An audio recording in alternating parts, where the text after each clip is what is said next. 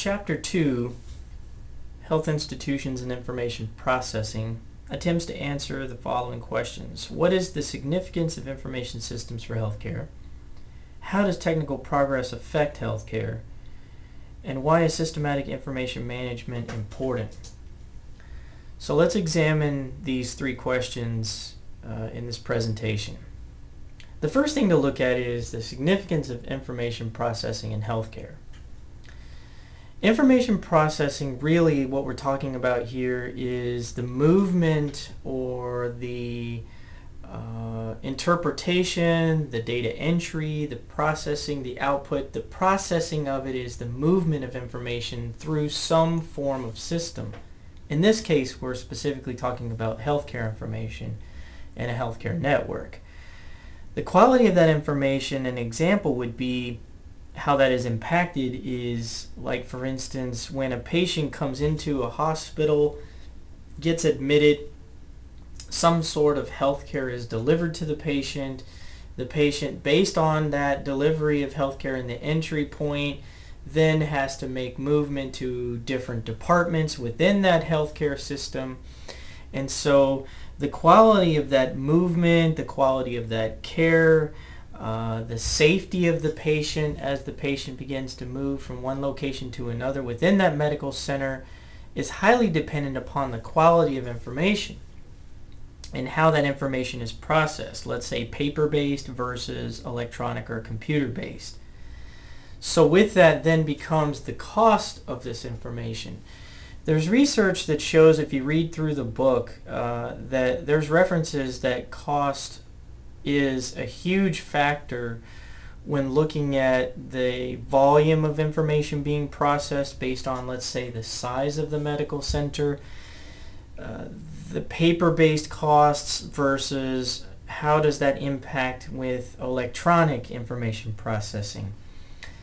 The goal of a health information management system would be certainly to reduce the cost of processing information, making it available, reducing the redundancy, reducing the movement of information from one location to another.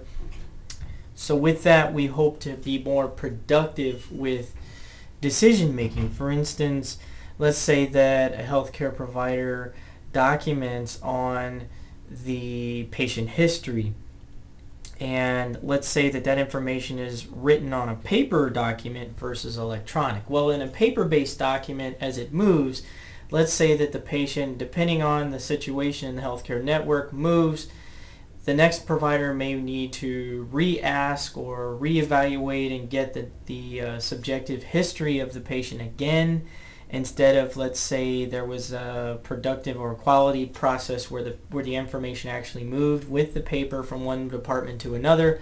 If it were electronic, the information would already be available within that system, and then that would in turn improve the productivity of the next provider who would already have that information available in an electronic means.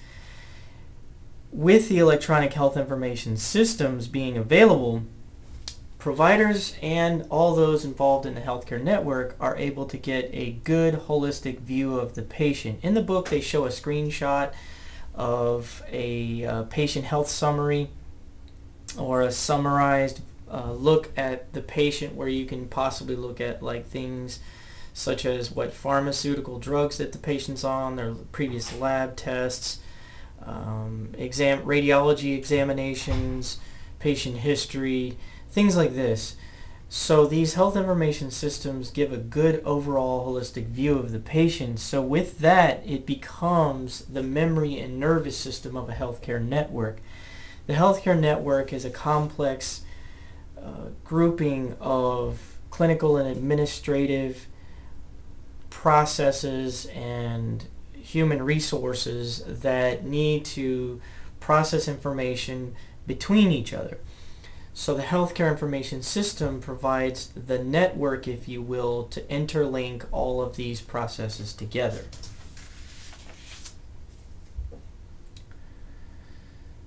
Information and communication technology is constantly in forward movement and progress. Healthcare information systems progress with that technology, and with that it has an impact on the quality and economics of care. What I mean here is that as, for instance, technology begins to improve over time, so does the delivery of the information and the means of being electronic with it.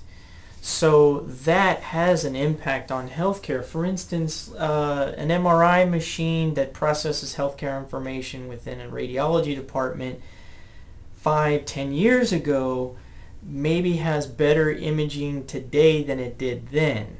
The imaging capabilities, the richness of the images, the richness and the quality of the information it provides to the radiologist and the providers who are evaluating that MRI becomes better and better with time. So with communication technology improving, for instance, network speeds, network topologies, network protocols, then becomes the improvement in the change in the quality of healthcare with it. But at a cost on economics. Healthcare information systems are expensive systems, and with those comes supported costs, for instance, like computers needed by the providers and users out there that want to process the information, things like printers, the actual communications infrastructure that allows these systems to communicate with each other.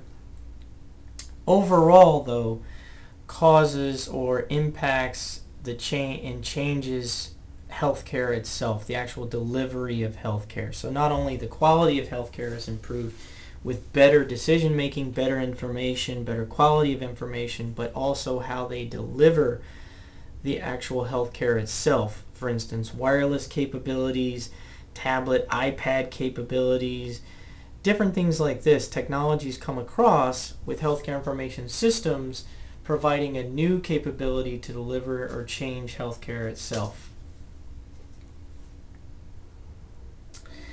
And finally, we look at the importance of systematic information management.